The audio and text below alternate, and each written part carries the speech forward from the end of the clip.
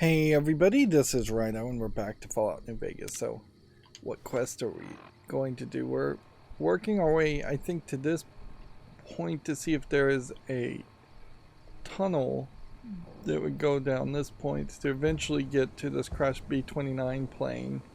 We just kind of wanted to see this area that leads up to the Boomer Town. There is a feeling I have here that the world map is in danger of highlighting that almost everything above, like this line here, somewhere around there, may just be incredibly pointless early game content that you never revisit. And so the map itself might feel like the real world is the New Vegas area in this top part of the map, and the rest of this was just set afterthought, secondary thought content.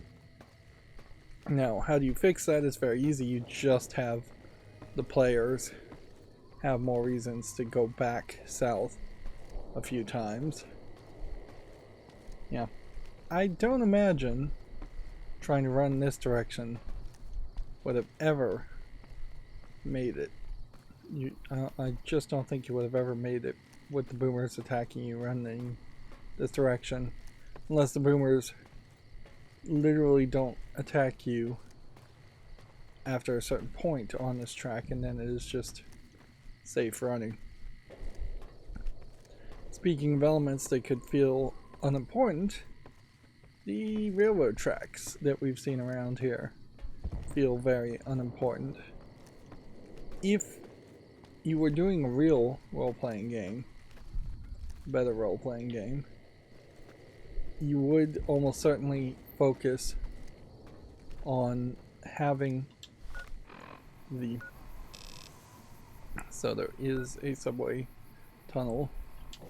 So I guess maybe there is some thought here that if you'd come in via the subway tunnel, you could then have run to these buildings and hit in the buildings, or you could have stayed back and hit against the walls and not been shot with rockets. Yeah. A more linear experience that I would create would almost certainly have the railroad tracks be broken and then have specific gameplay cycles where we'd need my lockpick at 100 to open that. Let's see if we can actually pull that off. Lockpick is too short to go to 100, so can't reach that. We could look at Raoul's shack. I feel like we probably already just walked here. We'll go to the Brotherhood Steel Safe House, which we still don't have a key. I feel like we're gonna find Father Elijah there.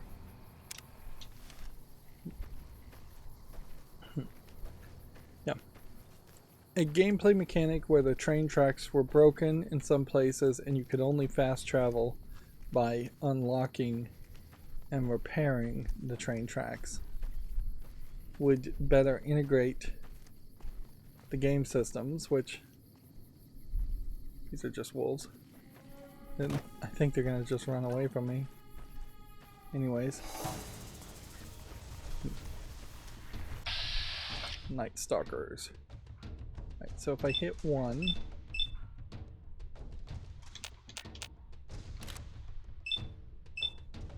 two there, two shots there. Which in VATS that would only really work if I had very high accuracy, which obviously I don't.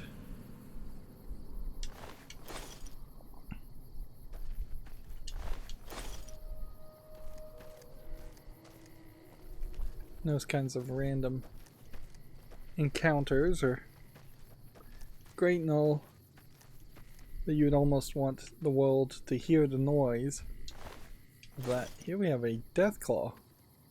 What killed a young Deathclaw? And is that supposed to be some kind of warning to not go this way because there are more Deathclaws? That's the first time we've even seen a Deathclaw.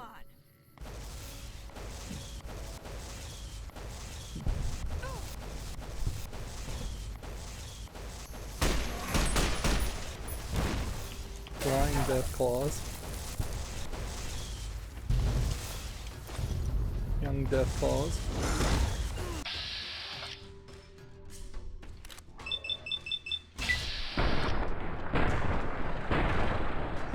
See, my bullets are barely doing any damage to him.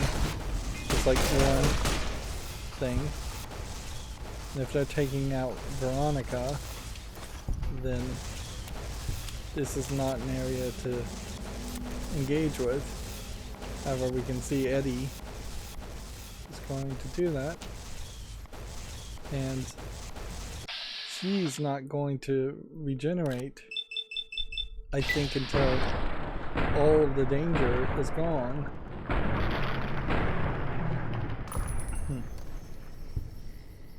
Which I think this highlights where dangers like that can overwhelm you fairly quickly if you just happen to have something like Eddie, who's just going to encourage you. Here you can see major body glitching. Yep. It really doesn't feel like there's a good spot here to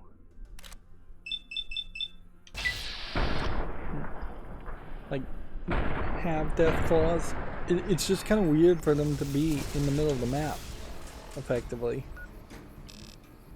Maybe they're supposed to be pouring out of Vault 34, or maybe there's some kind of secret extra directional entrance. A back door, basically, to Vault 34.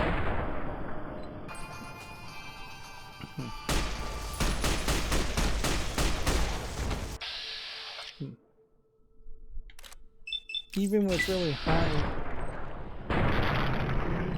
chances of hitting, your bullets have to be strong.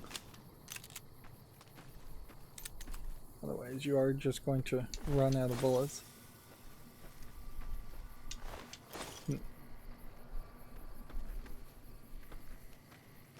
So, yeah, this might even be the only way into Vault 34. To have kind of a quarry, this type of vehicle and this kind of vehicle are not something I think we saw in Fallout 3. Getting in the water will irradiate you.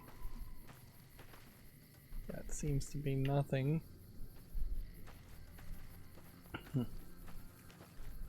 Let's see if there's a way into this building.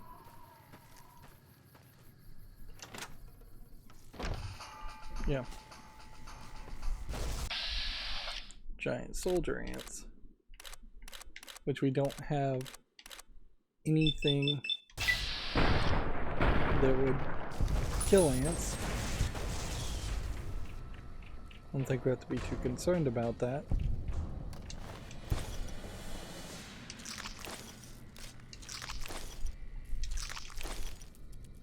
It is crazy,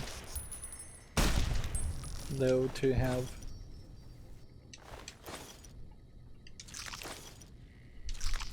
just the middle section of the map become the area where you're going to start to run into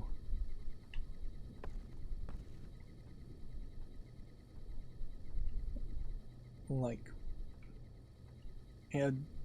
strong enough animals that it starts to really make sense. We may also be hitting a point where I might need to get some kind of crafting perk that would let me take empty Sunset Sarsaparilla bottles and then run around the map a second time and then be able to craft with those empty bottles to make my own Sunset Sarsaparillas. There is a thought there, but I suspect we'll never really have to do anything like that. That would be one way to get to allow the game to give you a secondary reason to go to places and locations. So is there anything more interesting?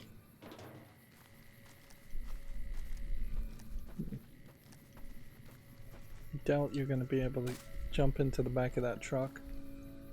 Let's just make sure her health is back to maximum.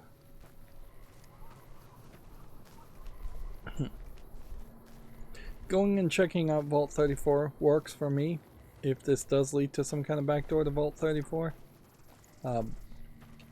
That would just be making progress on looking for laser guns.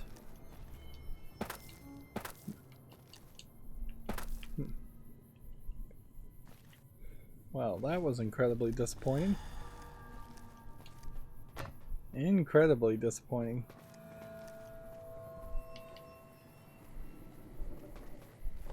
How'd she get there? Teleported, I imagine. And if that's the case, then they determined that this one beam was a valid spot for her to teleport to. Right, well,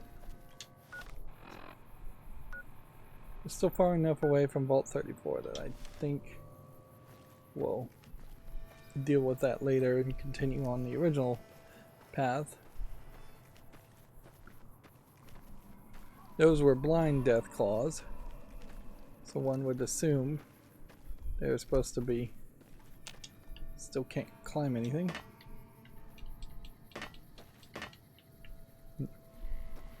A lot of games have interactable ladders where you walk up to a ladder and you press a button and then you have a climb animation.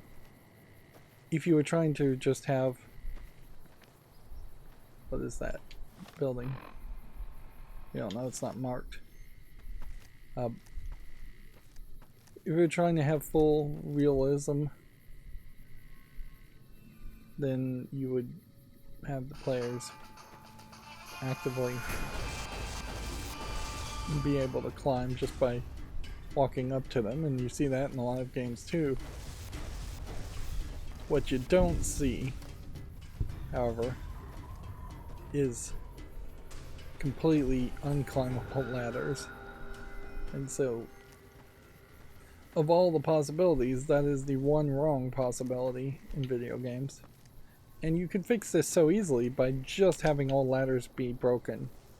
And maybe you try to visually spice it up so that different rungs are broken, or that the models are rotated 90 degrees, flipped 180, things like that, so it's not just the same rung at the same angle is always broken. But you can certainly play into that. Right. So we will now just follow this railroad track like a player might choose to do, assuming that the railroad track might be safer.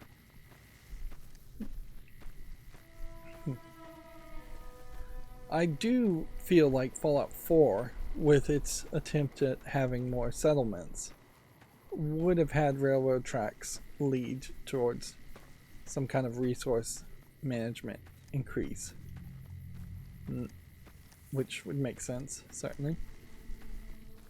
That does bring about an interesting question, certainly, as to what do you really want in a Fallout game?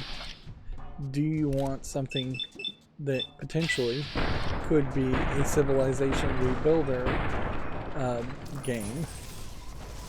I'd say probably not. That's not what Fallout has been up until this point. Like, you in Fallout 3 do vastly change the area, the land, with the final quest, but it doesn't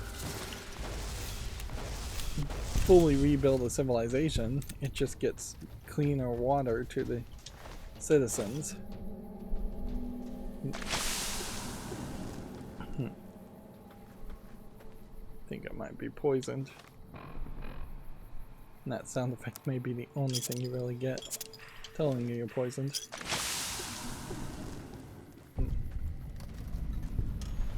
Cap counterfeiting shack.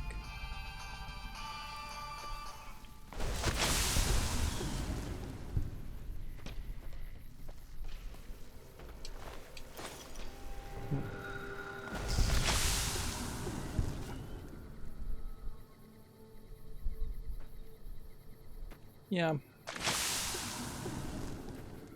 I think that's very possibly why Fallout 4 didn't have as much of an impact, is that there was this extra emphasis on building structures and facilities, and Fallout 76 I think also tried to do some of that. Here we have a glass just floating in the air.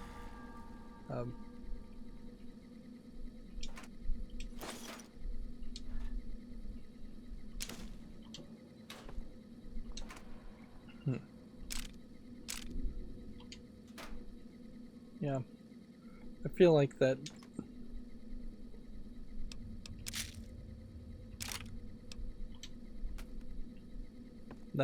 a mistake, really, to so drastically change what your goal is. Your goal in Fallout is pretty obviously around playing in the wasteland and having your own personal experience in the wasteland. It's not around healing everybody else. Let's just go ahead and drop the BB gun.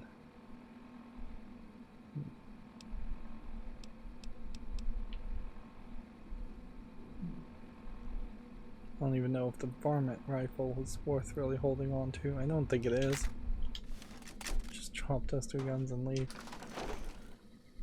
If there was supposed to be some other quest around a cap counterfeiting shack, we're not seeing it. Nobody's there. And that is something you could expect from old video games, is a way of controlling the story and the narrative. One way to do that is to just not have characters spawn.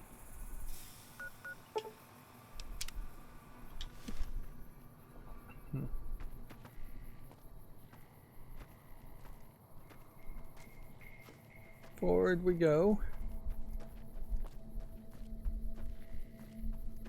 Probably worth it to get close enough to see if you can aggro these characters so you get a line of them and not just a large mass of them.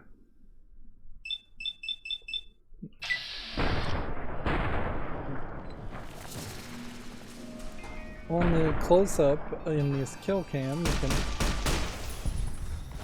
you can certainly see that the wings look very nice. They still animate very nicely. I'm still getting 50 XP for every kill. Poison glands, I think, are somewhat valuable.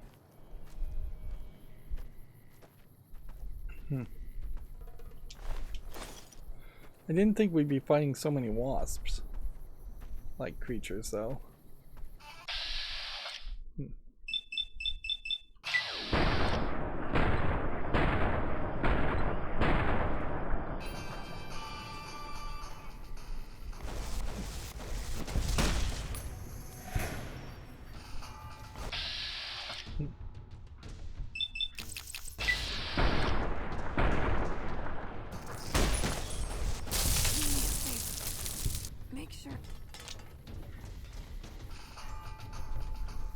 She said make sure to bury her in a nice dress as she's being knocked unconscious. but I don't think she can die. And that would really suck if at some point she could die. I feel like your companions in either Skyrim or Fallout 3 could die. I'm also expecting that we'll probably run into like some lake lurks or something. Just the penalty of them being unconscious for a brief moment of time is nowhere as bad as actually having to spend stim packs on them. So everything I'm seeing says there's probably lake lurks over there. But it also seems like we could totally miss them.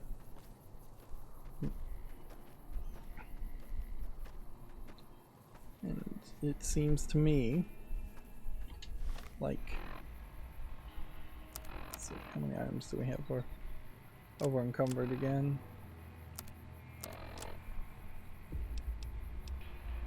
We have the rebreather on already.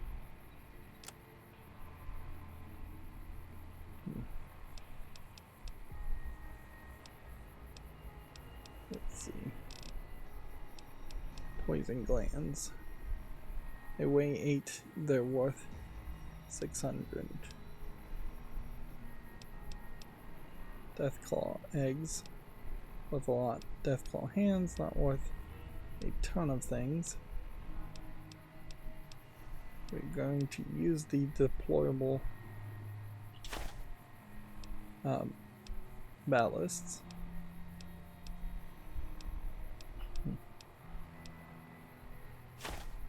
Night Stalker blood's not worth anything, is it?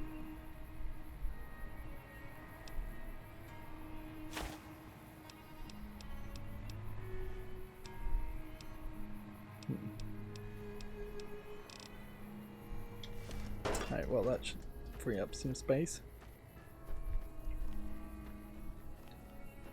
So it does seem to me like we're going to get this B-29 bomber possibly to this train, and then we may see the boomers use the train to bring it out.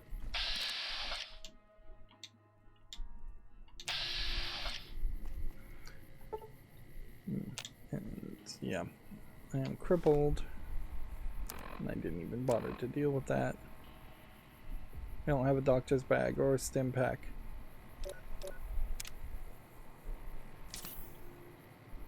There we go.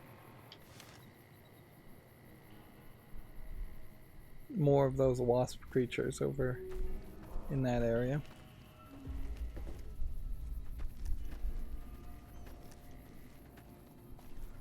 There doesn't feel like there's a lot going on. Here we have a unique javelin. Yeah, just doesn't feel like there's a lot going on there when there really should be a lot going on here. This should be that we are going down to a boss fight, surprise boss fight. It would make a lot of sense. Put a boss fight in the middle of the lake where there's nobody else gonna spawn or attack you. Nice big area. It would be very surprising.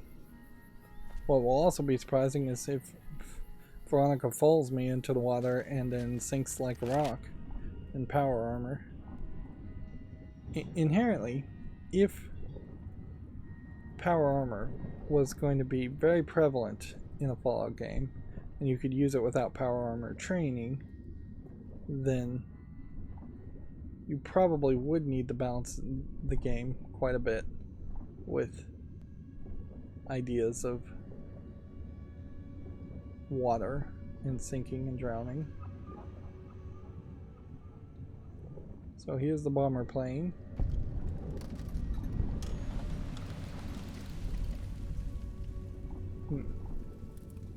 But we don't have like a glowing spot where we're supposed to put the ballasts.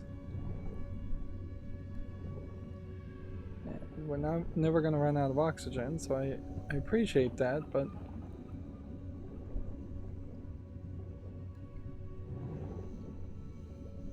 yeah, I just don't know what we're supposed to be doing. No prompts showing up anywhere. Let's make sure we're on the right quest.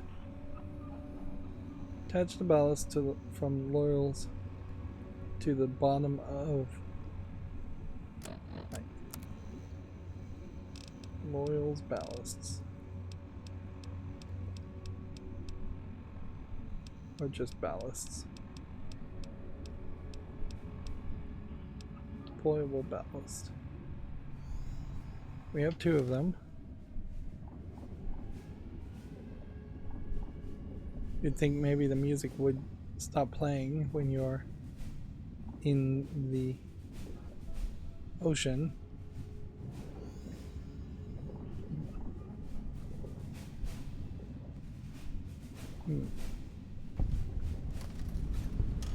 There's a Lake Mead cave.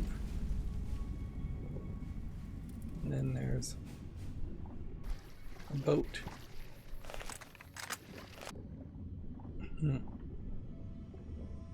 With nothing in the boat. Okay.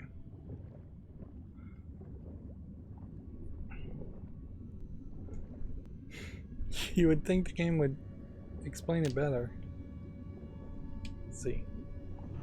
XX. Maybe what you have to do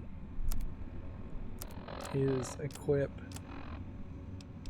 Loyal's detonator.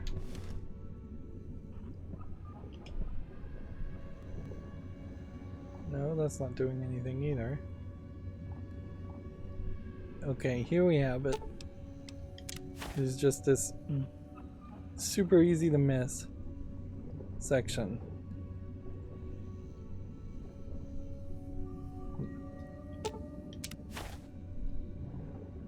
It is probably a mistake. Yeah, I would guess it's probably a mistake to give this bomber to the boomers, but whatever. We'll do it anyways. Let's see. 79 damage for that gun. Do we have anything would do better? 89 damage per second. What this gun? We'll try this gun.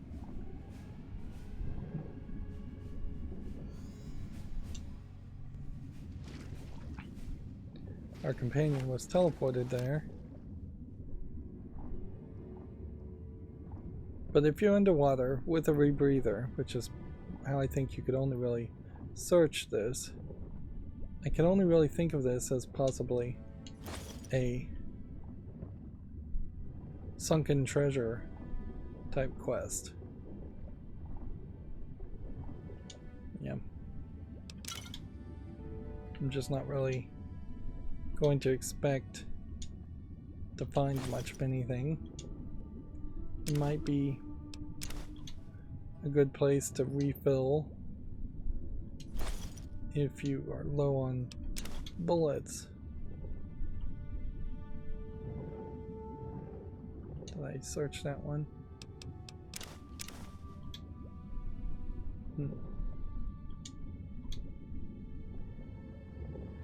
Yep. Or maybe even there would be a snow globe somewhere here. It's funny, you're drinking from your trusty canteen while you're underwater. So yeah, let's look at the local map.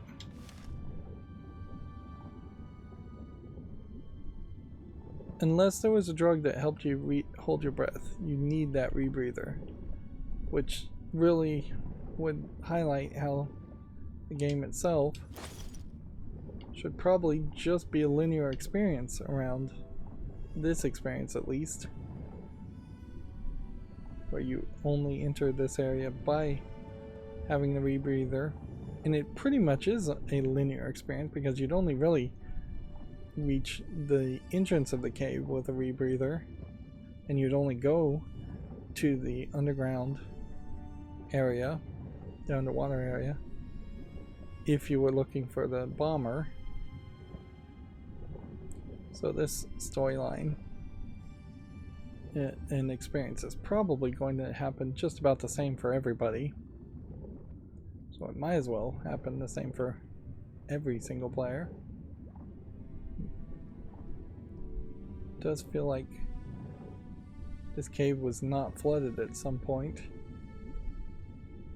which I question how that could possibly have been the case. Unless the argument was going to be that, like, the Hoover Dam broke in the Great War, and then at some point in the past 200 years, people lived in the caves, or pre-war people lived in the caves. I think these are bottle caps. No, they're poker chips. Interesting. You can't pick them up.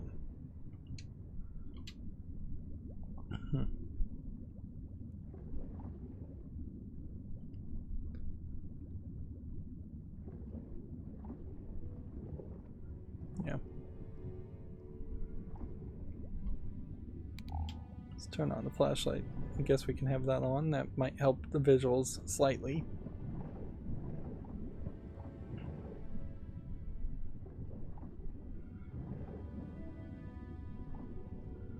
Unless this cave was, say, walled off and waterproof for a while. You just can't do anything there.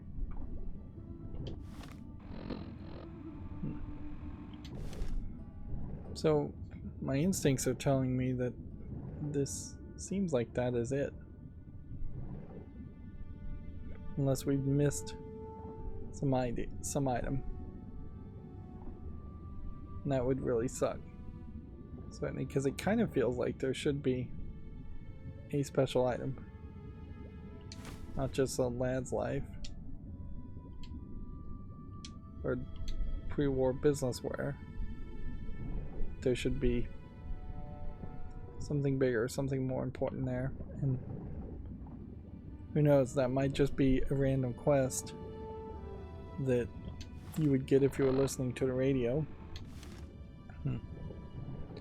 Directly behind me, see a lot of streams of light, but I don't think any of these are supposed to be exits or anything that you're supposed to visit.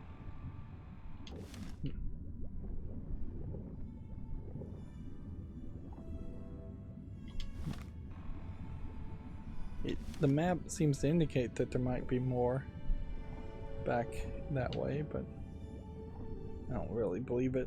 I think the map is wrong.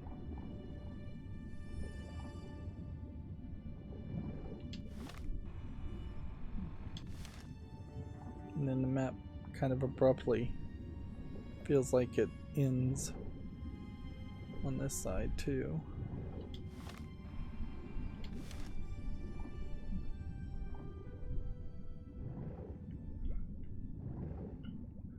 It does feel like there's a danger here you would just get like a Nintendo style hidden reward where you have to find a map with an X on it effectively, and then once you have found the map with the X on it, then the game will let you run into an area and dig it up, but only after you found the map. Otherwise you will just wander around it, and that's not something every single Nintendo game does by any means, but it is something I certainly have seen some Nintendo games do.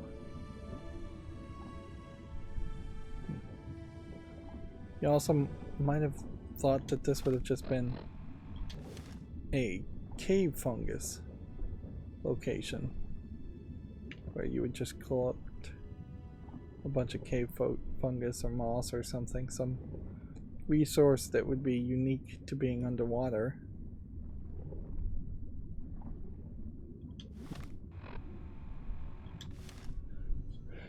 But yeah, there's kind of nothing there.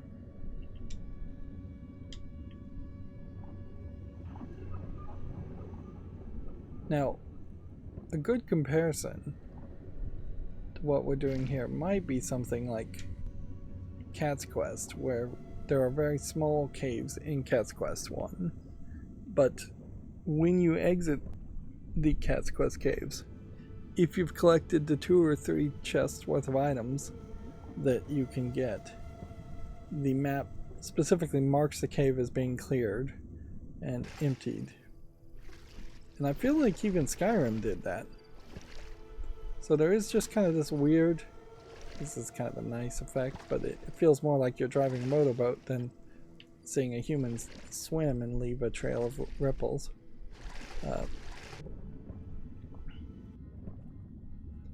Yeah, I wonder if there isn't some elements that have just been experimentally removed by Obsidian that really shouldn't have been removed. Okay. So why give the detonator the exact same sound effect as a mine?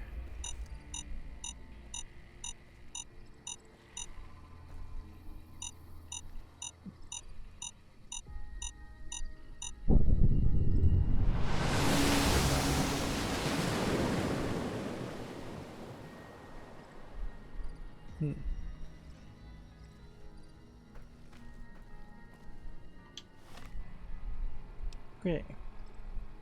79 damage per second. 89 damage per second. This gun is supposedly stronger. Although, looks like less bullets. So, quest-wise, I think we want to just kind of investigate this one building here. And then we'll just fast travel back to the Nellis hangars. Well, let's investigate the shack and this one building. That'll give us some opportunities still to get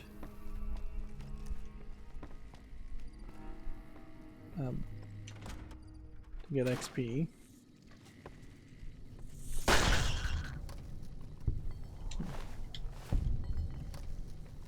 Just a bunch of giant rats. That would have worked fairly nicely. We've gone into quite a few areas where there has been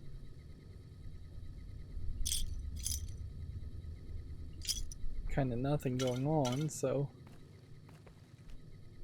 if an empty shack always had rats in it, and it was just common that you would go into every shack and you'd be attacked by rats or radroaches or mantises, that would work better. I can't help but wonder if that isn't the case, that isn't a possibility based on how low your luck might be, or based on how high of a difficulty you would be playing the game on.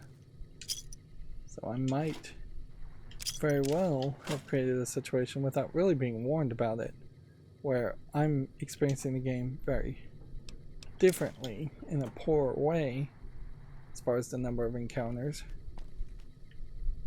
But none of that would make enough sense, because if you chose to play on very easy and then that just removed encounters, that would just mean that playing on easy you would never get leveled up high enough to feel confident about playing at higher levels.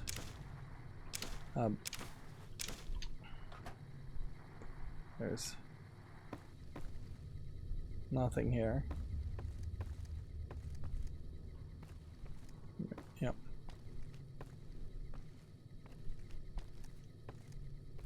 I am feeling confident, though. I kind of feel like I'm in a good enough position where I could lose Veronica. Or Victoria, whatever her name is.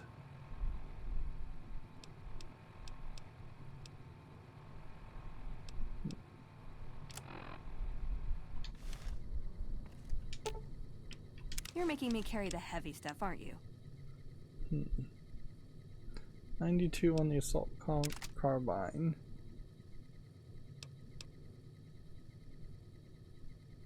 $59 on that. Yeah, why am I... Hey, I can't really move now, but I'll follow you in spirit. I found some power armor and I never did anything with it. Should have done that. That'll fix a real problem there.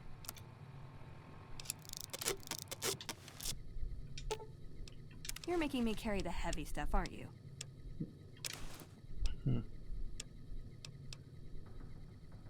Meanwhile, we'll throw all the heavy things into our inventory.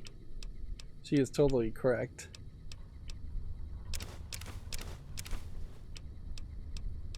Which I dropped some items when really I shouldn't have. Makes a lot more sense to keep the items and sell them. We still have a lot of things that we could do. And a lot of things we could purchase with a lot of caps. In fact, I do feel like this is Hey, the one I game. can't really move now, but I'll follow you in spirit. This is the one game I think of the Fallout series that I've played so far where you really are going to have a system where gaining caps always is going to matter. You're not just going to become over rich and be able to just purchase your way through things. Although when it comes to like role playing, the concept of being so rich you win the game is a valid concept, where you could just bribe your way through fights and encounters. It's not something that I think takes place here in Fallout games, though. We saw the little wasp characters in this area before, and it seems like they were maybe random spawns because they are gone, even though there were wasp nests here, whatever they're really called. Which makes me wonder if there's anything of value in this whole facility, or whether this was just a nice set dressing.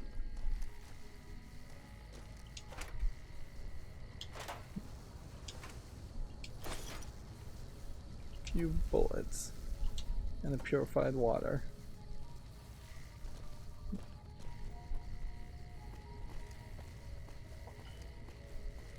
There is a possibility, it would feel like, that you could have written New Vegas to be much richer of an area. I'm gonna just try and follow the road just to see if we've been up and down that road before. And then by being a much richer area, the game could play differently than Fallout 3. Feels like that could have been a possibility. Bitter Springs Recreation Area.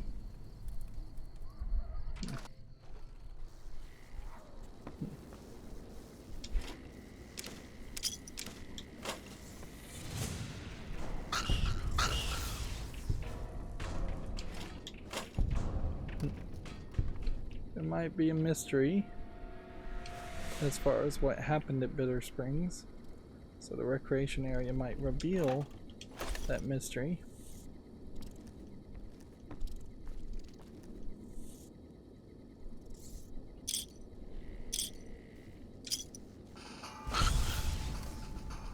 These guys.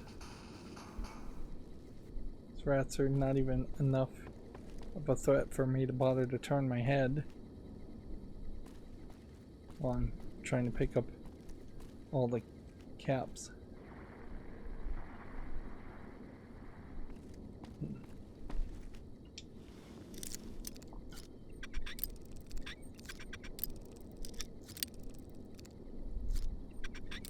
This really is your main gameplay mechanic after shooting. Yeah. So technically your second gameplay mechanic is lockpicking, with your third gameplay mechanic being a close third to hacking. I believe Tumblers Today may not be a magazine, it may be an actual book.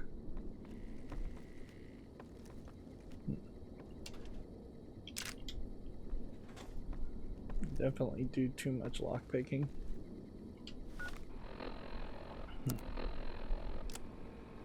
Tumblers Today is a book.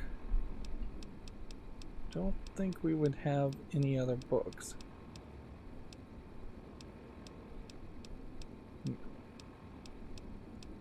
But, you know, there is a slight possibility that that would be the, would happen.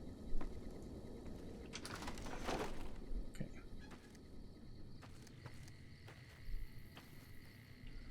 Yeah, it really just feels pointless to go to these areas and investigate anything before you have a quest sending you to these areas.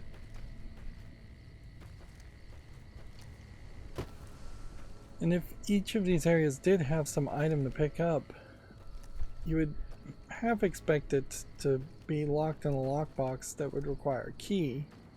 But if you did that, I think you'd encourage a lot of players to wander around the area looking for a key.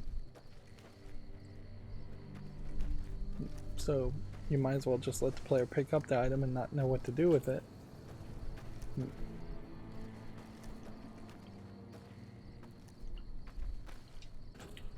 And yeah, there's just nothing here.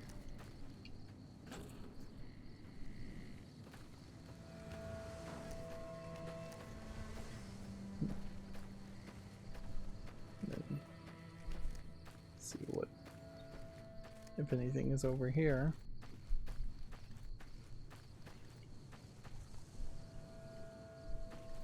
They're experimenting clearly with different orientations of the broken cars. And that's just taking me to Bitter Springs if I continue to follow in that direction.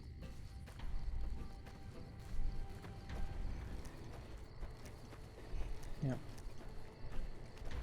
Yep, that just takes you to Bitter Springs. We've already been to Bitter Springs. We're idolized in Bitter Springs.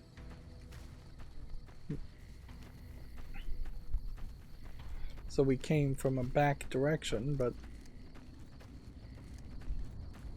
didn't really miss anything.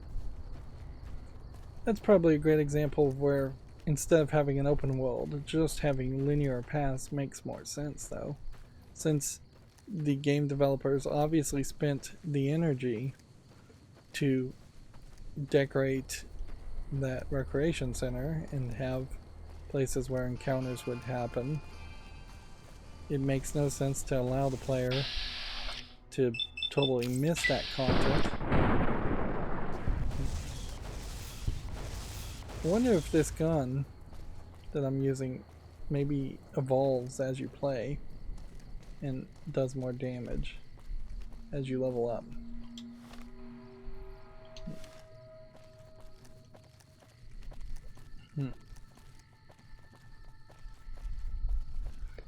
That's what I think I would prefer, is that all the guns level up or are upgradable. Because Borderlands had that same problem, but Borderlands gives you so many guns that you can overcome it just by finding something else you like. But if you really, really like a certain kind of gun in Borderlands, you end up holding on to it and keeping it for way longer. Let's see, this would be the Camp Guardian. Let's look over here and see if there's anything. I don't think there will be.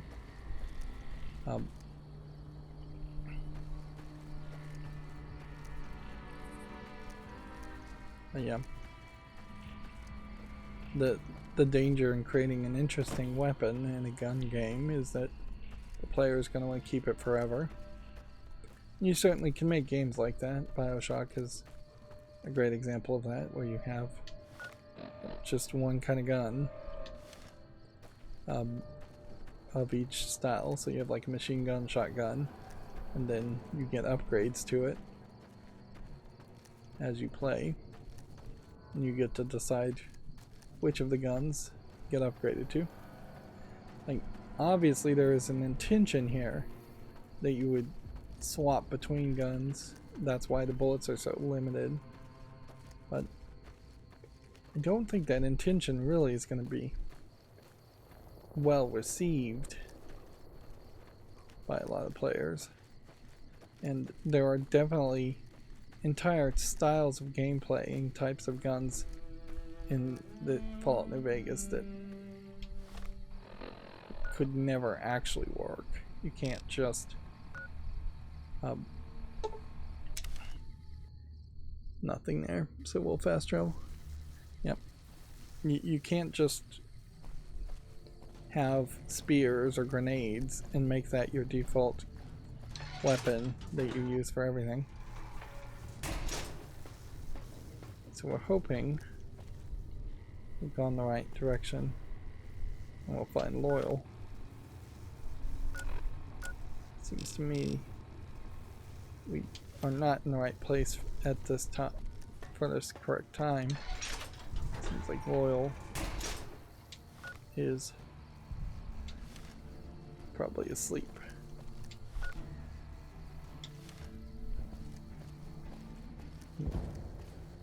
Which makes sense since it is nighttime. And all you can do while walking is reload. It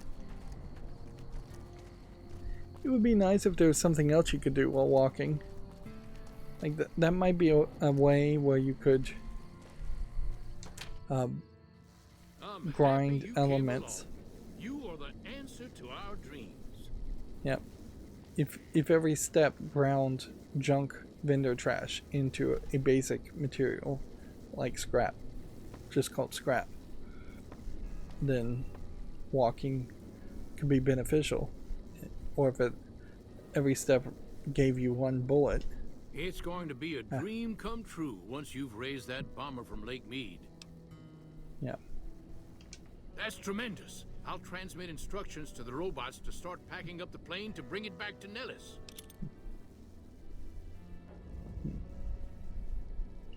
I just told you, the robots are going to handle it. They'll break the plane down into pieces and move it up from Colville Bay in one shot.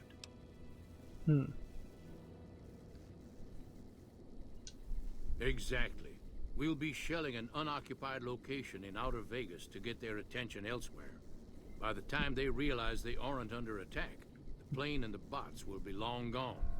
The kids wish we were shelling a real target, but Pearl thinks it's wise not to start up a war just as the lady has risen. Hey, I'd better get rolling. Jack and I have a lot of work ahead of us. So quest kind of completed. You still have to turn in the quest to Pearl. For as rusted as that plane looks, I could only assume there's something special about the components that they needed. Or they're just gonna melt it down to rebuild the same thing. Hello, friend. How can Mother Pearl be of help today? What you have done for us is a miracle, child. You have fulfilled the only dreams we ever had outside our walls.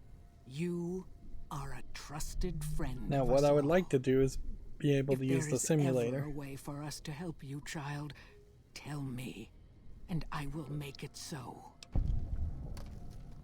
So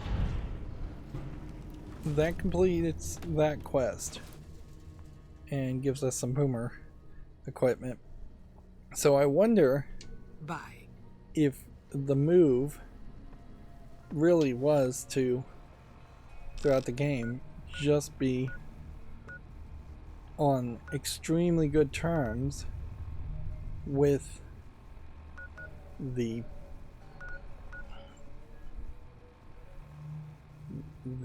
different factions. Okay.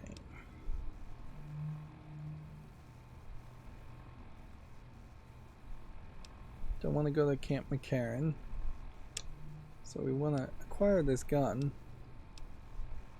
Still not sure what finishes this quest.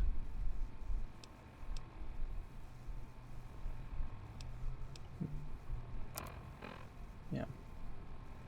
I don't think there's much more we can do.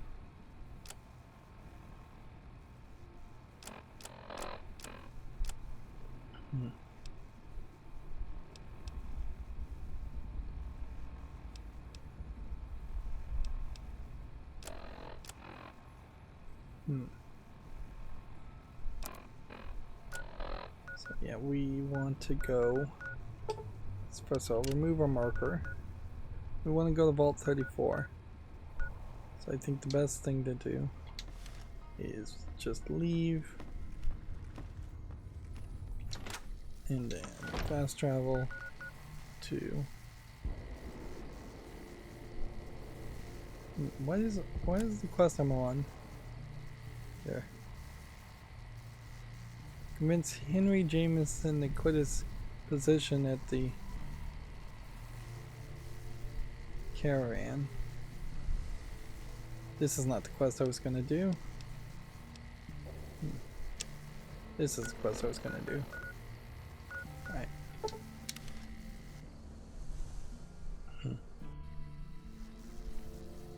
How much caps do we have, by the way?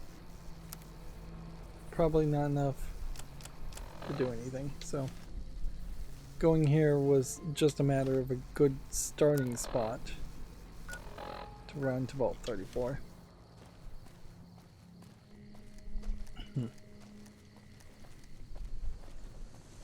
Yep, and we can look at the moon and we can just walk and we can do basically nothing else.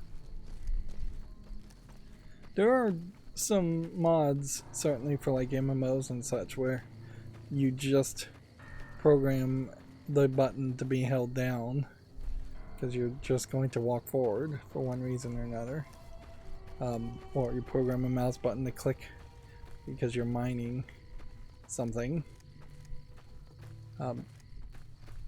Anytime you have a situation where a game even slightly encourages the idea that you need a mod to hold down a button on a keyboard or a button on a controller, you've made a poor gameplay experience. How far are we from where the monorail blew up?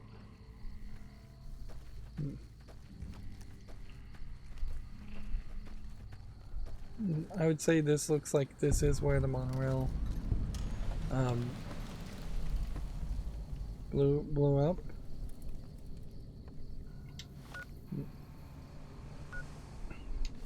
So yeah, let's see what this caravan is all about. Durable dunes. It's either one monorail blew up here or one monorail blew up over there. And I would probably lean to assuming the monorail blew up over there. But it also seems like the Crimson Caravan claimed that they've already fixed that, so while that felt like that was a scripted storyline experience and might have just accomplished whatever needed to be accomplished without realizing it.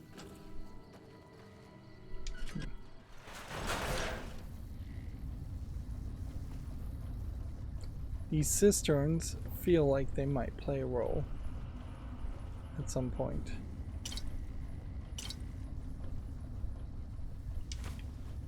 Like, we may, as we get to the New Vegas quests and the free side quests, be asked to run around and either poison the wells or repair the wells. I'm not 100% sure which one. fairly obvious which one we would lean towards doing if we had both options.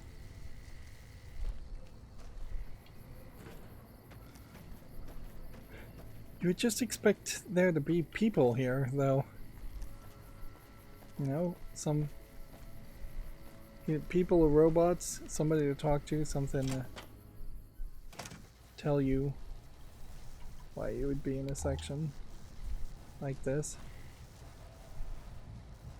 Everything is steel, so I do suspect that this is owned by some faction.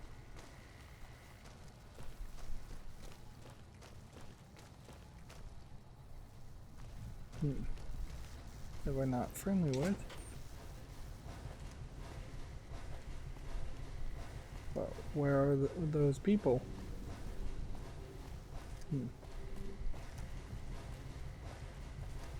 Feels like there should be a danger sign that says, danger, you're entering a certain faction's territory. Proceed cautiously. Don't steal things. Something along that line.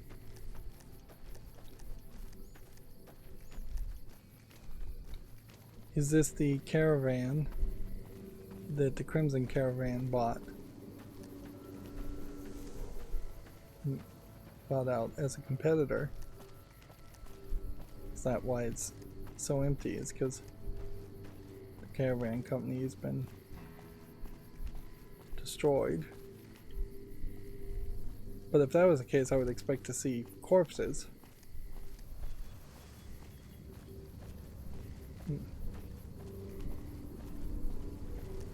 Is this a faction that needs to be encountered somewhere else and then restored?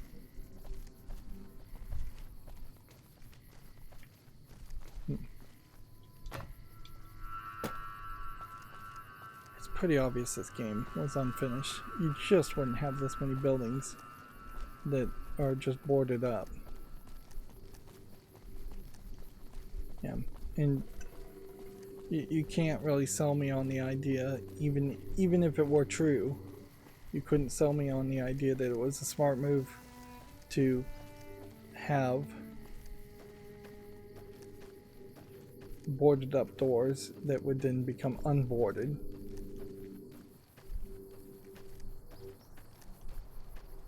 Yeah. If at some point you got a crowbar and you started pulling these up open, and then that led to a whole bunch of new locations, that still would be very annoying. Sharecropper farms. Something, or someone, has been chewing on the coyote tobacco again. Oh, you here to work? I think I have an extra shovel around here somewhere. Well, crops aren't doing so well. I'm thinking it might be something in the water. The pump station is pretty run down. You could go take a look around the place, see if you find anything strange going on. What do you say? Thanks, that's great. I should get back to work now. See you around. Hard Luck Blues. So this is a NCR station where they're having the sharecroppers try and grow food. Sharecropping almost never a good deal for the farmers. Farmers already are massively at risk of their crops not growing. On top of that, having to sell a significant amount of it to pay the owner of the land adds that extra burden. So why can I pick maize here, pick maize here, and not pick maize there?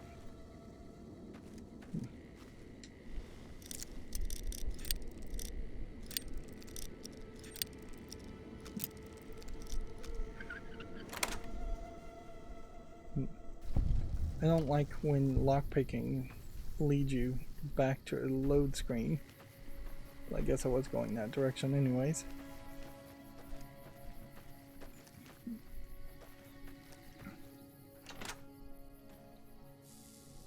What this feels like to me is that if you revitalize this area and got on really good terms with them, maybe you would be able to come into this area to get the exact ingredients you would need to craft survival food and items. But there's definitely a major problem with introducing this as a possibility in this specific location of the map. Like, you basically would have to be 40 hours into the game before you'd ever reach this location. Whereas if you wanted the survival concept to make sense, running into a farm and being encouraged to help revitalize the farm should be a fairly early quest. And I suspect there's just not anything else. This is almost a early experiment in what Fallout 4 eventually does, in having a shelter type area instead of just a base. What's really annoying is that there's just no way I'm going to pay enough attention while looking inside of all these buildings, so there's a decent chance that one of these buildings might have a snow globe or something in it, and I would just miss it completely due to all the repetition of everything else in these greenhouses. This is at least slightly different design.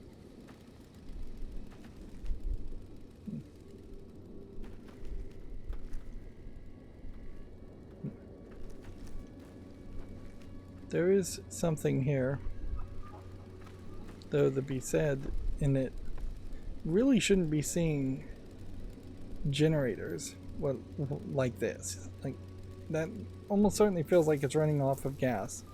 In the Fallout universe, almost everything should be running off of nuclear power, so there should be something that looks like a generator but has a big nuclear atom on it, or something like that, gives off radiation when you stand next to it. Anything that would make it seem like they were getting power through nuclear instead of through gas.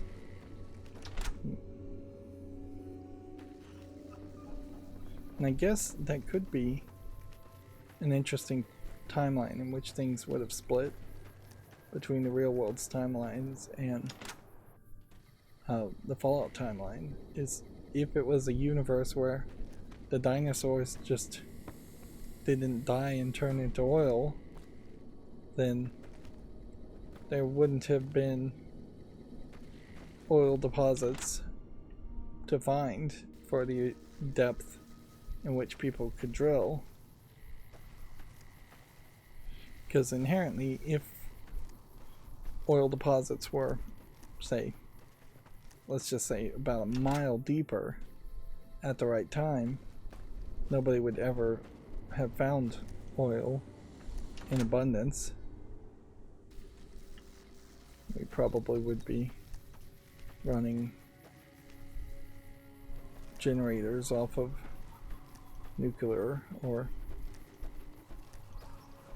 something else. I don't know what it would be running off. We'd probably just not have energy and electricity. Something. Don't know about you, but this beats herding Brahmin back in California. Okay. So what quest are we on now?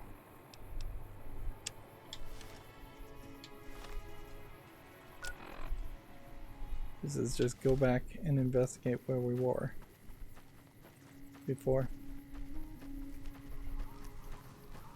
incredibly empty section of the map. There.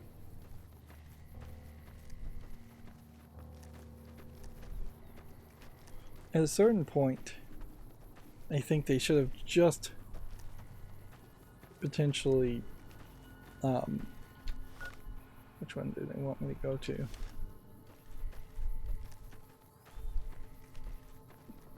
They should have probably just had a really fenced off section.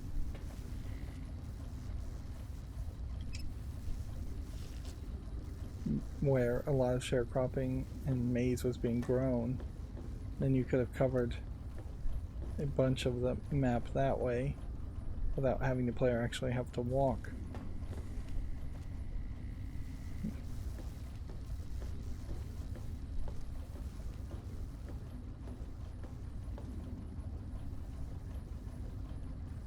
So you have a valve and you have drink. And unless one of those was going to make us sick,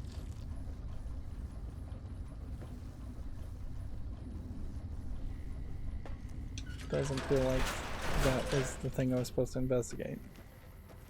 Make a lot more sense to investigate here. And this may prove my theory that there are just going to be areas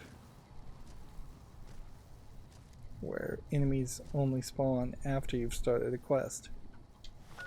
Let's double check what we're doing on the quest though. Make sure they didn't give us some kind of note. Okay. So we have science of 50. Okay. Radiation has been detected in the filtration system. No leaks are detected within the facility. Please investigate the external causes to correct the error. Okay, so we now know that there's radiation in the filtration system, which means there's some kind of radioactive thing, probably an insect, it's crawled into it. It's not like you're supposed to get up there, is it? Where's the arrow pointing us? It's pointing us this way.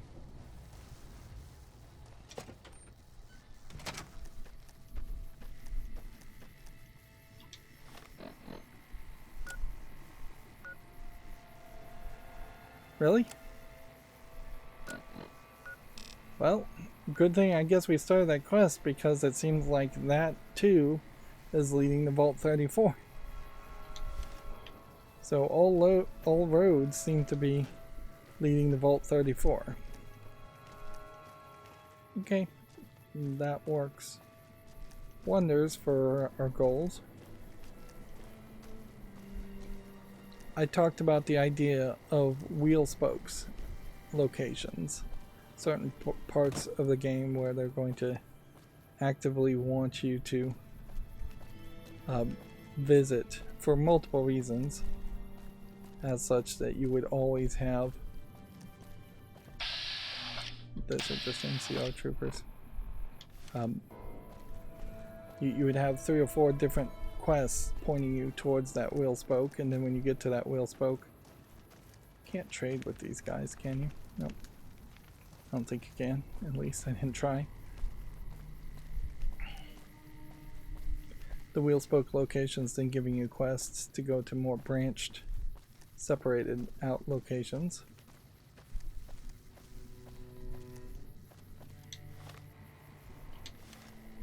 I guess we're going up here.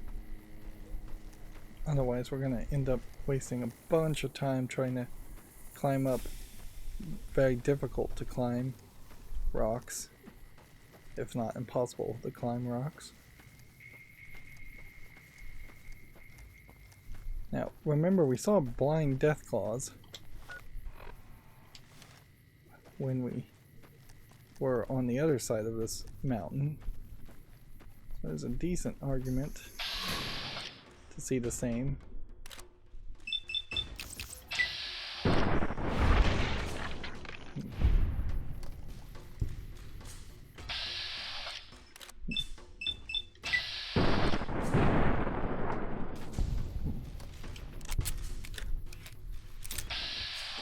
this is really just a shooting gallery.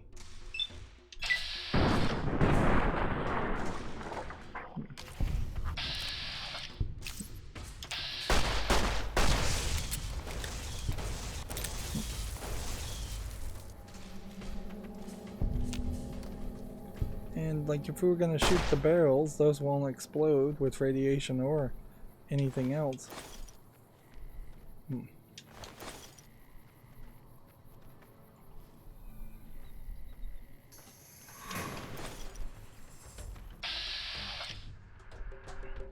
These guys are much easier to kill than blind death claws, but they're still giving me the same 50 XP. The game doesn't feel like it's particularly balanced in what it gives you. It seems like you get 50 XP if you fight anything that is even slightly dangerous, and then you get less than 50 XP, like 5 XP if you're fighting something that is relatively safe.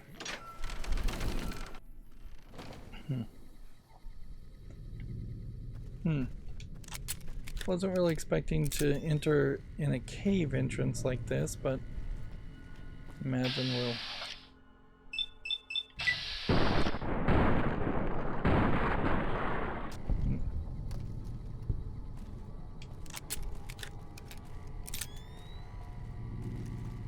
Let's go ahead and turn on the flashlight. Now I have found out that turning on the flashlight actually does increase the odds of being detected. So my radiation resistance, because my endurance is so high, is really high. Can we see what our radiation resistance is? 18% without doing anything at all. I could take a rat away, if necessary, or a rat X. And we'll only do that if we start to see larger amounts of radiation. I can just walk over the radiation right now and it's nothing.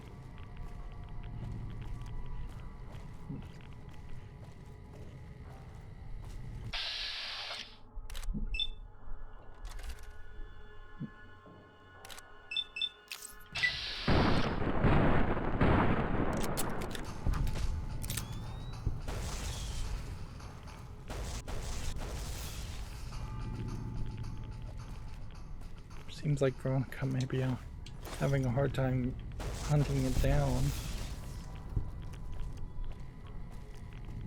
Seems to be running away.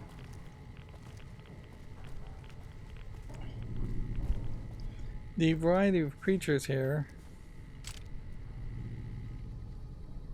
really seem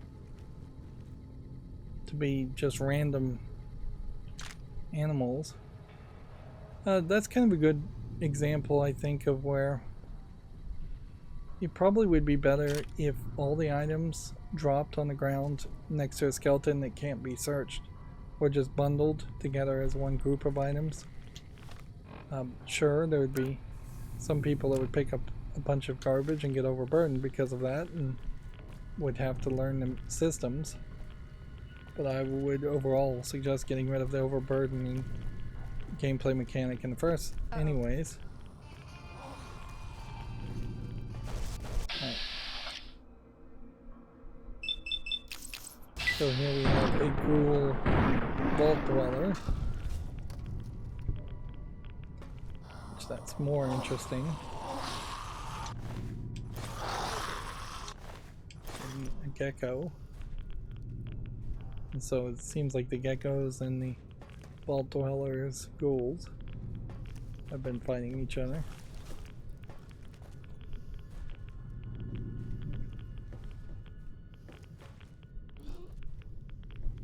And there's no point in taking anything right now when you're just getting one radiation, because you're not going to get down to 0.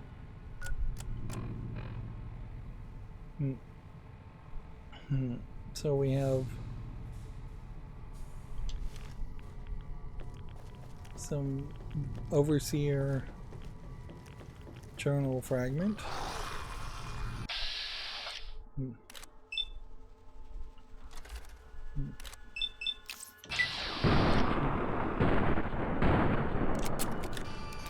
I failed to hit any of those.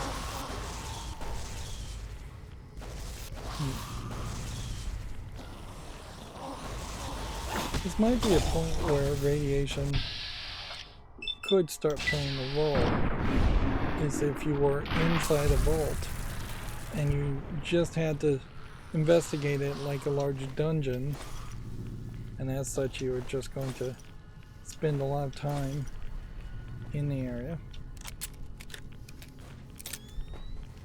This may be the case where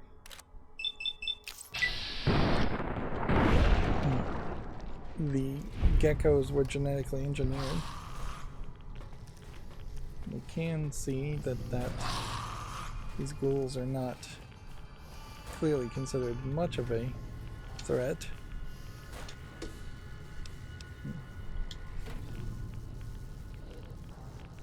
Not gonna take pork and beans. We could always get overwhelmed in a zombie game. I don't think it would happen. Now I did notice that there's a challenge to dismember a bunch of characters, so it might make some sense to target limbs more often. Seeing a lot of visual popping on textures.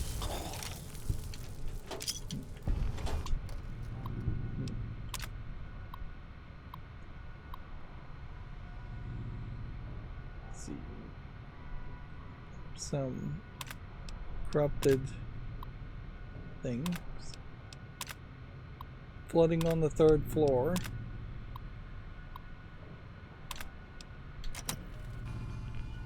So maybe the flooding on the 3rd floor will lead to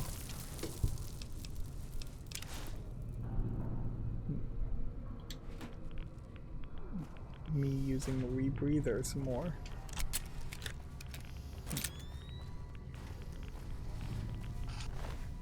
I still am in that bad position where I'm only shooting my gun to just pretend like I'm contributing. In reality, Eddie and Veronica are still killing everything far faster than they should be, and there the game just crashed, which brings about an interesting question. Where did we last save? The last autosave would have been entering the vault if the vault had a load section. If not, then the last place we saved probably is when we exited the water facility.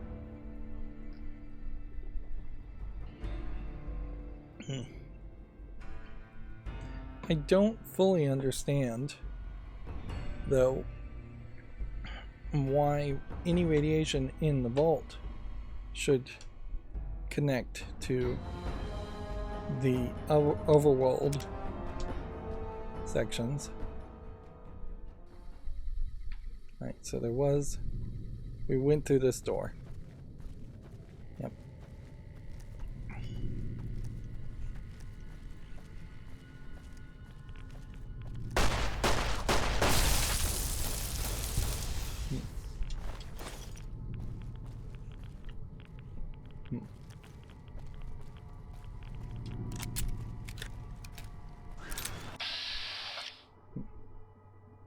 So yeah, if you want to disembody things,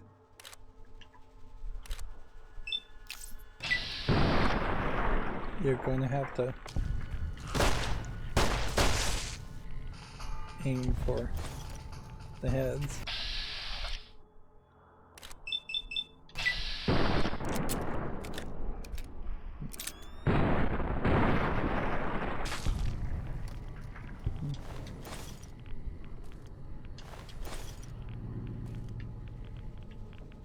And just hope I'm going the right direction.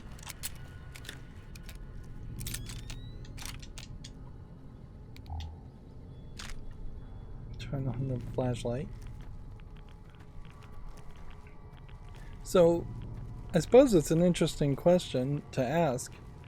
Did the game just crash there because of all the visual texture glitches we saw on the ground in the overseer's office? Or is that just a coincidence? Because weirdly, there are just so many glitches happening at the same time.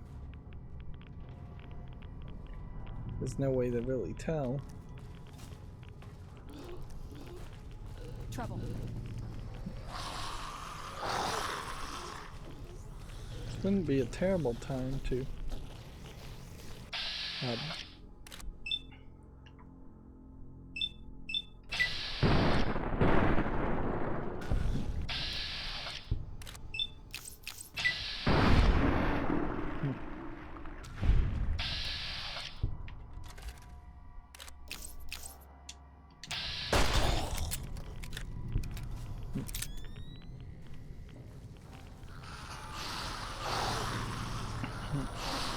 I lost my train of thought there.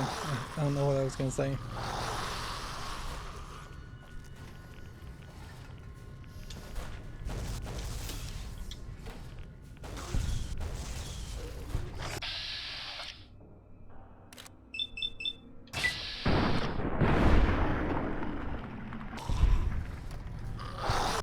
It's not like it's really a mystery as far as what's causing a lot of the crashes. If fans of the game can mod the game and claim to reduce some of the crashes.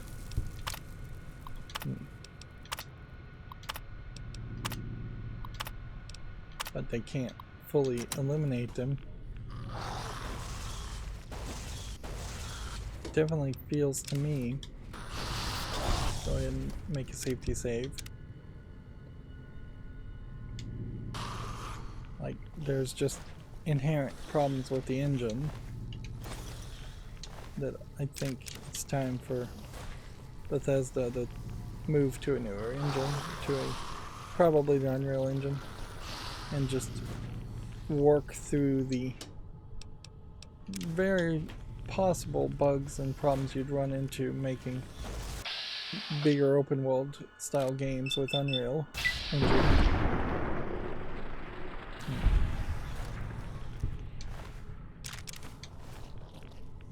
But yeah, a full remake of the game, of Bethesda style games, with no sharing of old code, just like maybe just an entire new way of writing code in general that's more memory safe.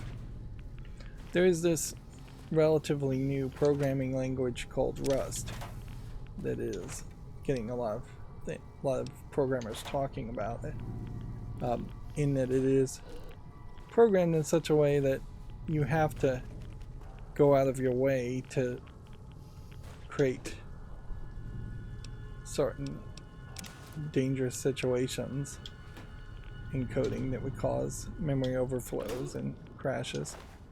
It is more built around just being memory safe for security than it really is around being memory safe for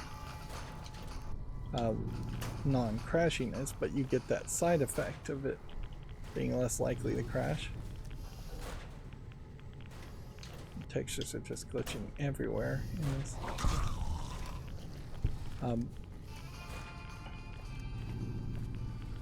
There is, to my knowledge though, no Rust-based video game engine, so, well, it would be nice if you could just flippantly suggest that Bethesda games and games like this should be programmed in Rust, and frankly, you could make the suggestion that all video games should be programmed in the Rust programming language without having the shoulders of giants to stand on, you would have to code every single bit of your video game from scratch, effectively reinventing the wheel of several decades.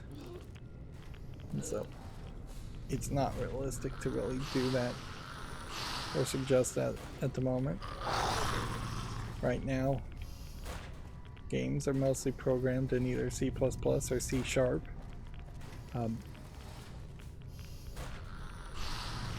so with that element, you are going to be pigeonholed into using the engines that already exist and are available. It is kind of weird that there's never anything that really comes out of the majorly long-term huge game projects. You'd think every Bethesda game would come out and that would lead to a whole new twist on the creation engine, their proprietary engine, but it doesn't seem like that's the case. Or every new what was I gonna use as another suggestion?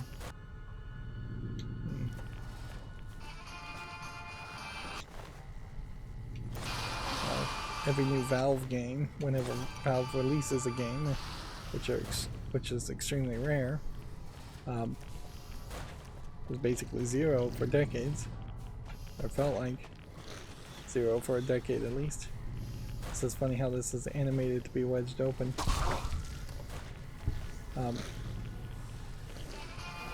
Yeah, you would think every new Valve game, like Half-Life Alyx, would lead to the source engine. Valve's more open source engine, slightly more open source. I wouldn't really call it fully open source.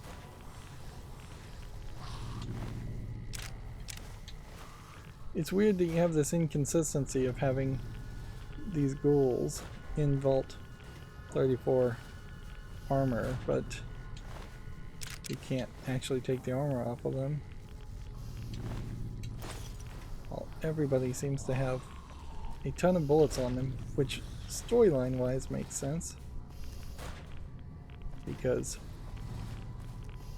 this was the vault built around gun worship.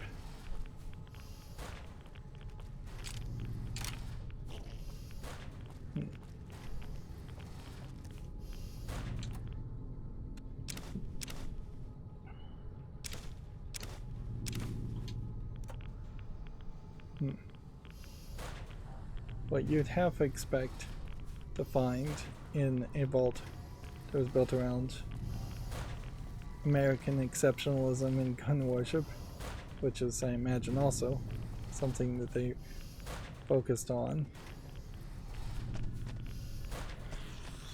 You can just see three of them running around. Wonder if you have to drop down from above. You would have to expect there to be a clinic or some item that had people regenerate from being shot.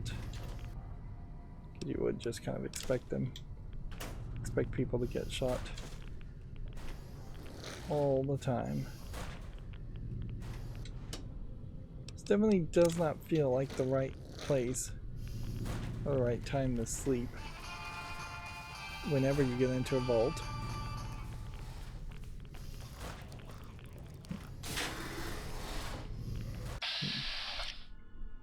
And yet that is the place where you're going to see the most number of beds.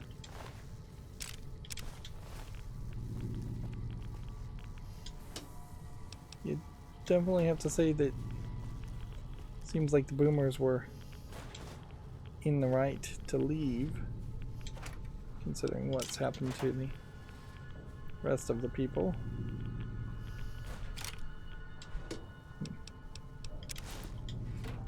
I'm not trying to buy or pick up anything other than unique vault outfits. So we're not even that close. But we'll still repair everything.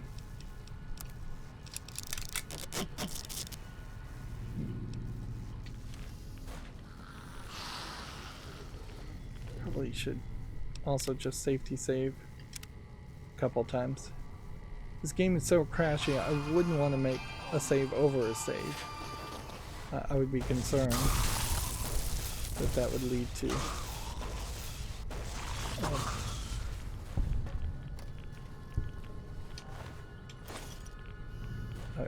a corruption issue.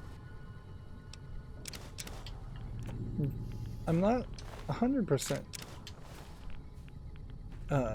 convinced that you wouldn't potentially have just a corruption issue in a game like this that goes unrecognized, and so you might be 20-30 hours into a game and not realize that something corrupted and some item has now disappeared and can never be picked up. Some item that might be of fairly large importance. If we had any way to sell outfits, I would pick up more of these outfits. Radaway, stim packs. No. Speaking of Radaway, we'll go ahead and take one Radaway. We'll take two.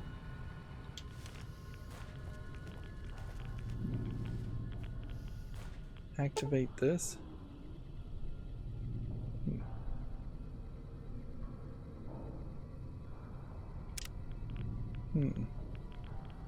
We can't repair it. Alright. Our repair skills are at 72. Let's look and let's see. We have a fixing things book we can read that would get us to 92. Do we have a book?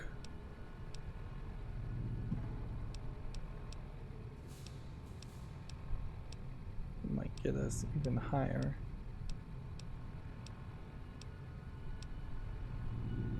No. Well, let's read the magazine then. One. Even at 92, repair skills are not high enough. And we may not level up before we get back to this area.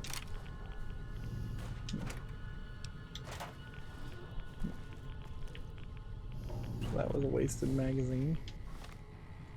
Should have the local map open. Reactor, armory.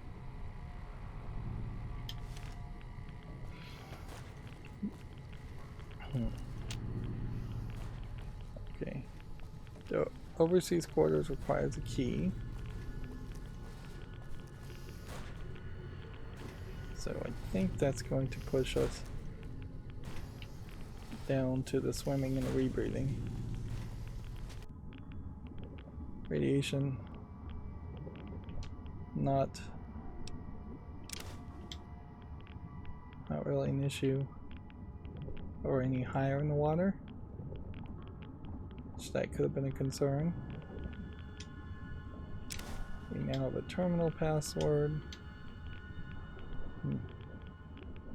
So a unique item we couldn't have gotten anywhere else. Rebreather seems to be working perfectly fine. Does seem to me though like this was the only thing you could get, so there is a decent possibility you could have, had you known what to look for and where to look for. Where are these guys coming from?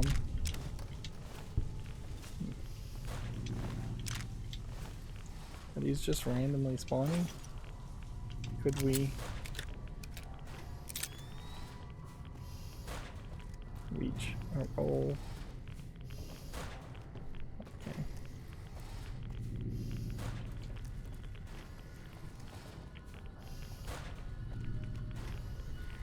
So was this door locked before, and then was this the one that was locked and they knocked it down? That would be kind of a uniquely scripted story element, and I think that's exactly what happened.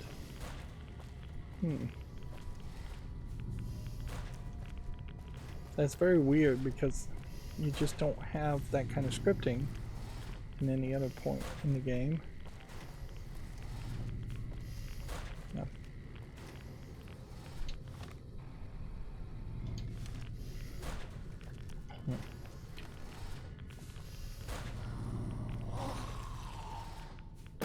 I'm gonna come down here and see if there's anything to find, or if this was just another way. Looks to me like it's just another way. No. Okay.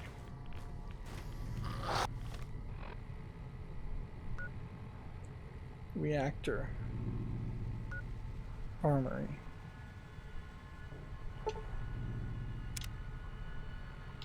We'll set a marker. See if we can find a way into the armory.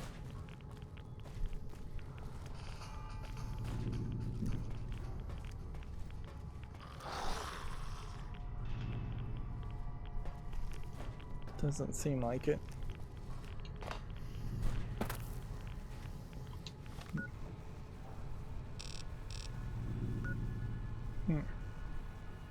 There's got to be a way down more. I have no idea where all these zombies are coming from either.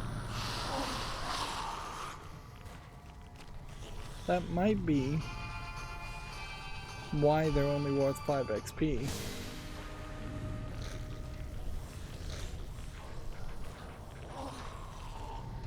Because they might just be randomly spawning and generating. Alright, well, let's go back down this way.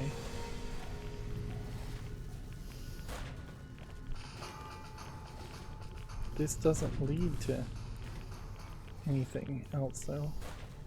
That door being knocked down.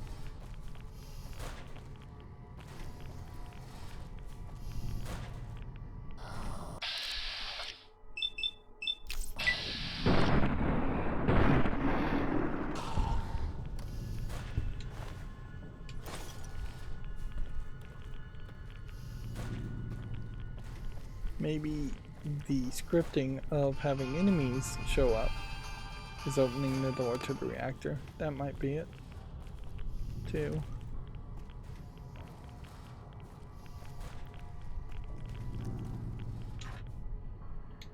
We got everything out of the safe. There's just this surgery, auto dock.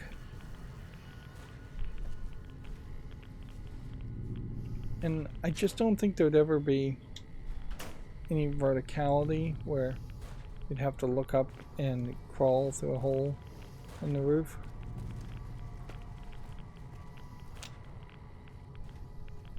So, Overseer's quarters requires key. Let's see, what quest are we even on? Find the source of the radiation. That tells us to be where we are. I'm pretty sure. And that goes to the reactor.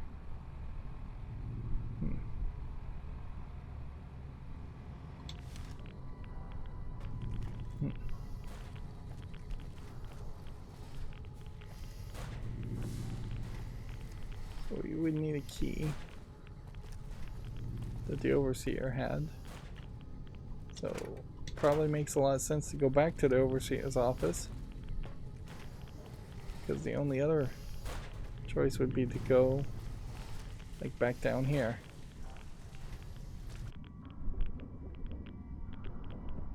Yeah. This door's not gonna open. This was the vault technician. They had a password. This is an empty locker. This is just a dresser. And there's just nothing more here.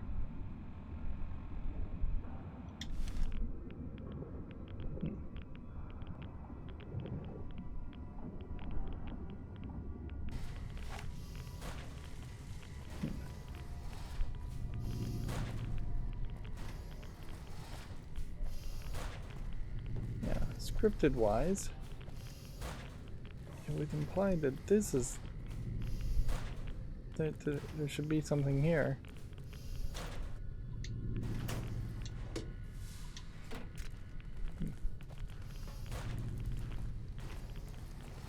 Yeah, there's nothing here.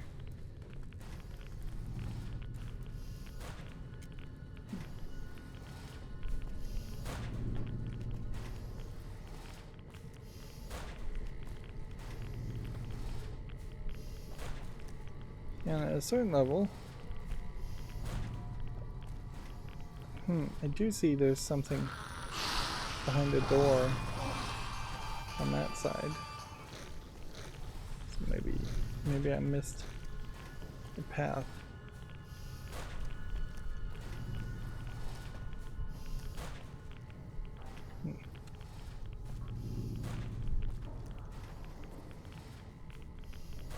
So maybe there's a way to get into that room. Maybe you have to fall down to reach that room.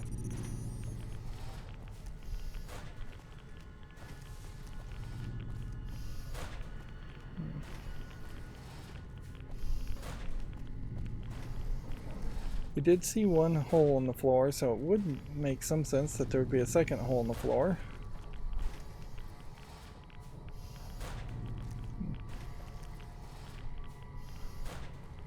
There could just also be a secret panel somewhere.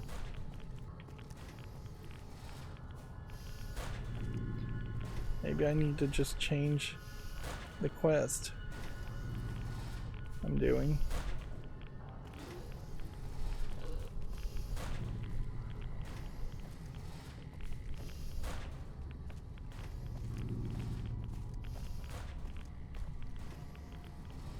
Is there possibly a door somewhere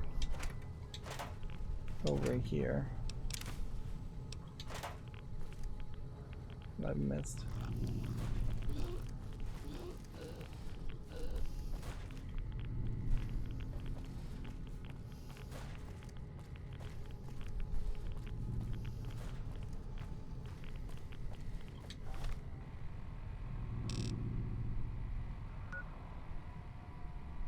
Is it possible that there is another way into the facility and that this whole section is just blocked off?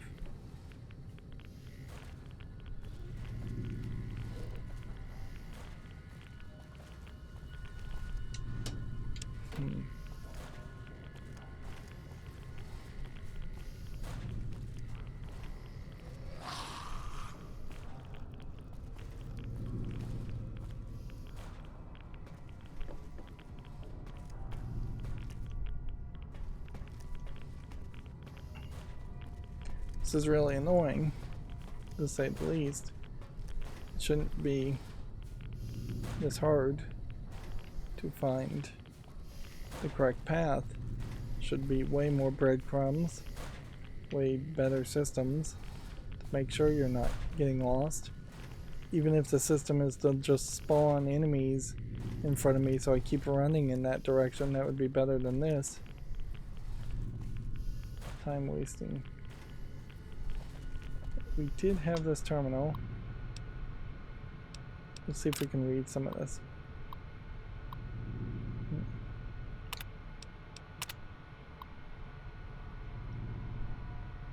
All doors to the third floor have been automatically sealed. Moderate damage to the reactor. Please be advised of high radiation on the 4th floor. Overseer removed free access from the armory. We can't even defend ourselves.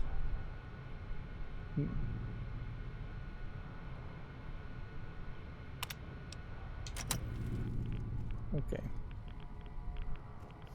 Nah, forget it.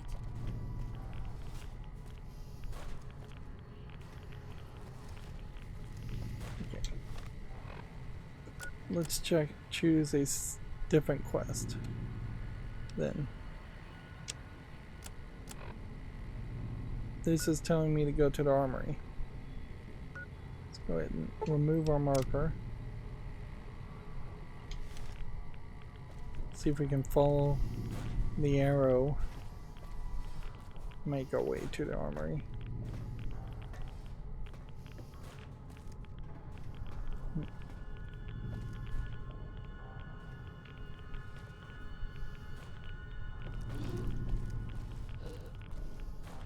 Cafeteria.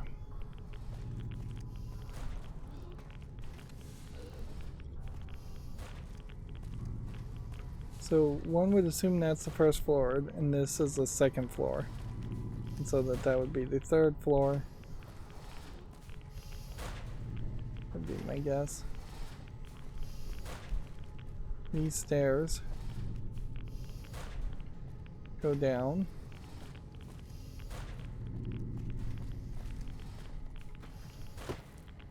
And then this whole area is just blocked off.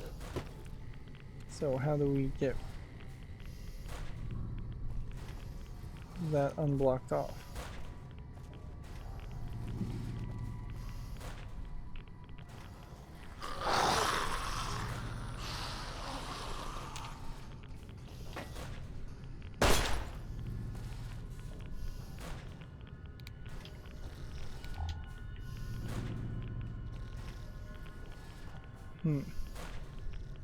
Yeah, it feels to me like this is supposed to be a scripted section where this would have triggered them to attack, and from them attacking they would have broken down the wall like we've seen in other sections, and yet whatever may have actually caused that to happen is not triggering it. Now I may very well just be stuck.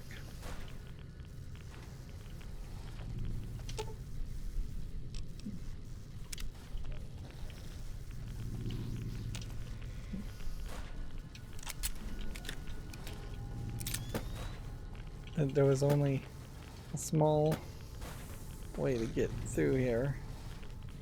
I guess if you just push against them.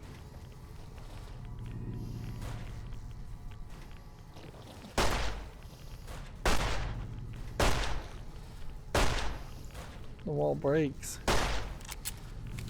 with deep decals, I'm sure, but that seems to be the case with all walls. So let's try something here. Make a save. And then we will load that save back.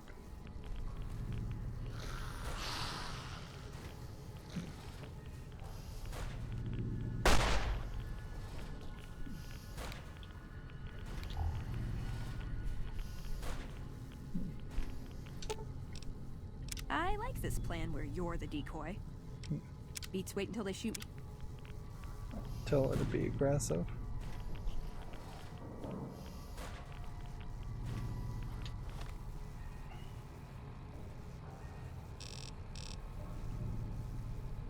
It does kind of feel like that is the next direction, an entrance there.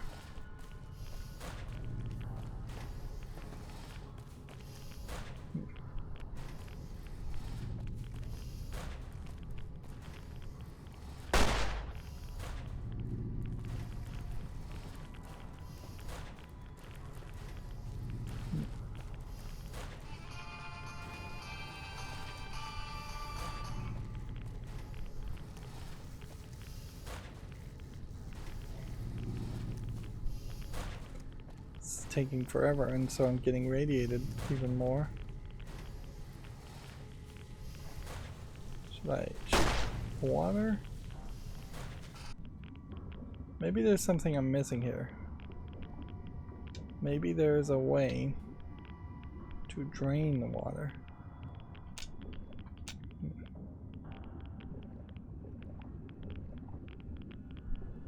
And maybe by draining the water,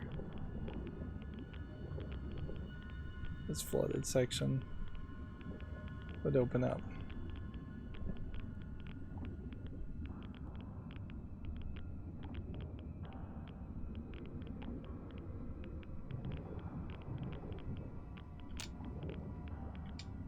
I'm just going to take some of these clothes just to see if maybe that triggers something weird. Yeah, there's just nothing here more vertically.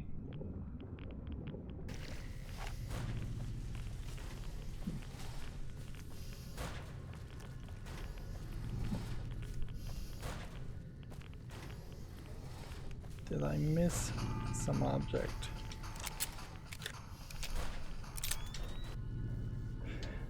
Yeah, there's a danger here. I'm just gonna have to. Enemies are nearby. Yep.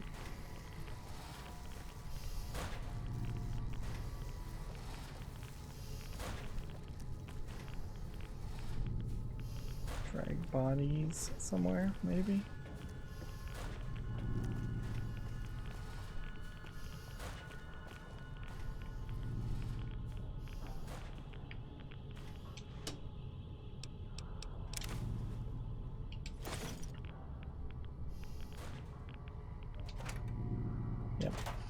There's a danger here. You may just have to take everything out of every inventory spot just so you know you've searched everywhere.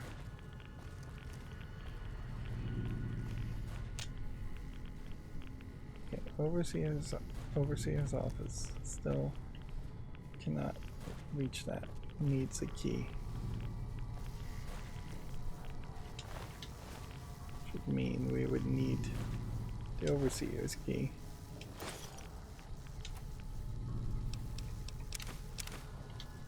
It would really suck if it turned out it was just on one of these corpses.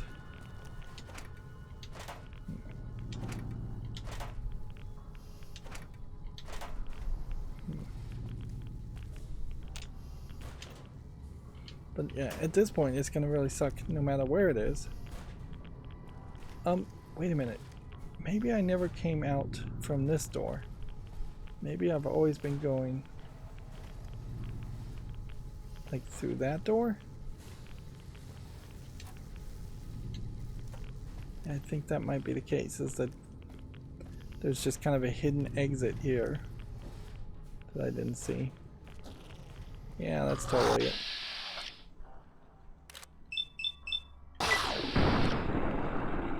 That is a great example of how bad design can just drive a player crazy. Wandering around a dungeon. And if anything, I'd say it's bad map design more than anything else.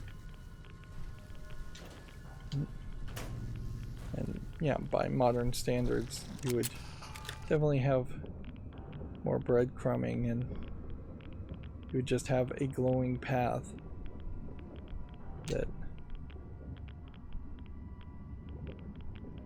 would point you in the right direction always.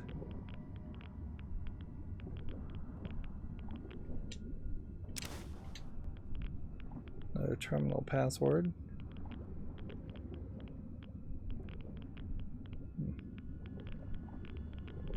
We should use Radaway.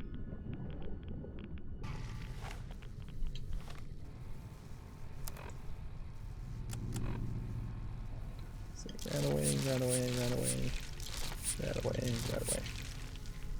Just use a whole bunch of them. That'll probably work me towards a quest goal anyways.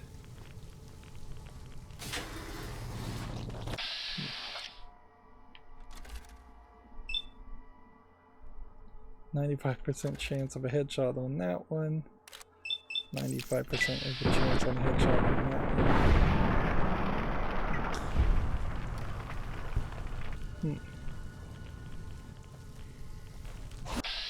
Why did that one survive?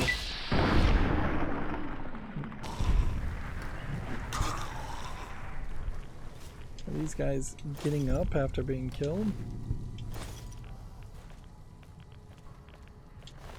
If you don't blow their heads off?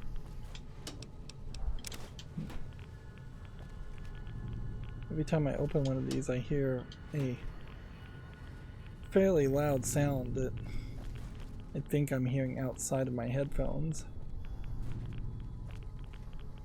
It's another overseer journal fragment. Let's pretend to read those.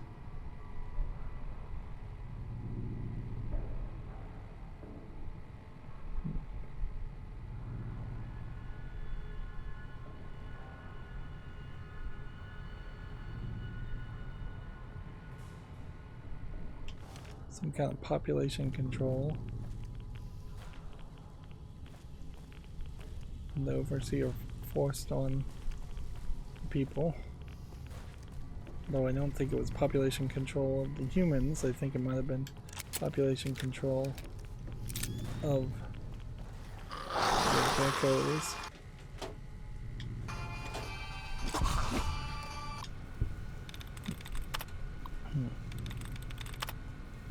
We already have a password, I guess.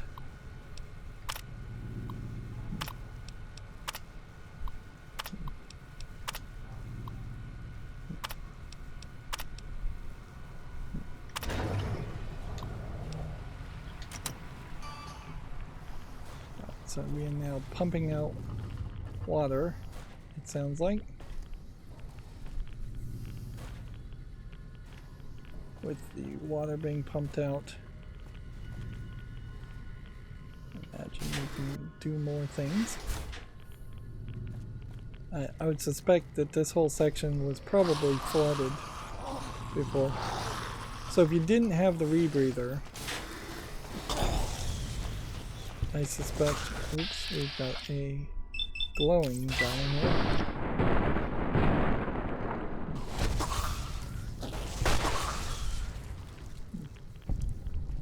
Two glowing guys.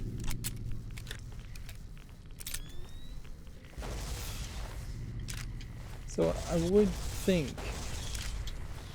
that if you didn't have the rebreather, you could still do these quests by just finding your way to the right location and